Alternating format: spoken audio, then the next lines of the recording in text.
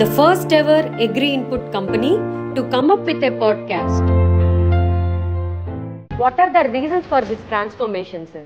ఇంత మారడానికి గల కారణం ఏంటి? 1950s ఆ టైం లోపల అప్పుడు వ్యవసాయం వేరు. వ్యవసాయాన్ని వ్యవసాయం లాగా కాకుండా ఒక వ్యాపారం లాగా చూడాలి.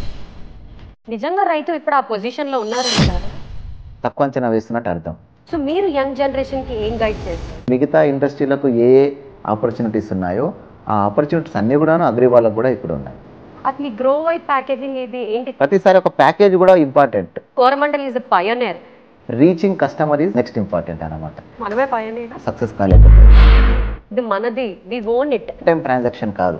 అండ్ మీరు మీ కంపెనీ తరపు నుంచి ఏవైనా రైతులకు తేవాలని అనుకుంటున్నారు? కోరమండల్ దగ్గర రైతాంగంలో అవి పాపులర్. అది ఇదొక అగ్రికల్చర్ ప్రోడక్ట్ కాదే, అగ్రికల్చర్ లా లేదే అనేది నా ఫస్ట్ ఇంప్రెషన్.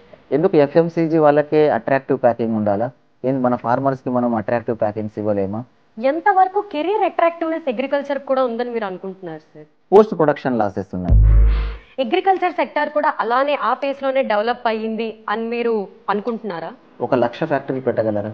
1,00,00,000 ఫ్యాక్టరీలు పెట్టగలరా? మీ పర్సనల్ లైఫ్లో కానీ కాలేజ్ డేస్లో కానీ what is your most memorable vibes sir? Vibes means ప్రొఫెషనలా లేకపోతే పర్సనలా? మీరు ఎలా చెప్పినా పర్లేదు.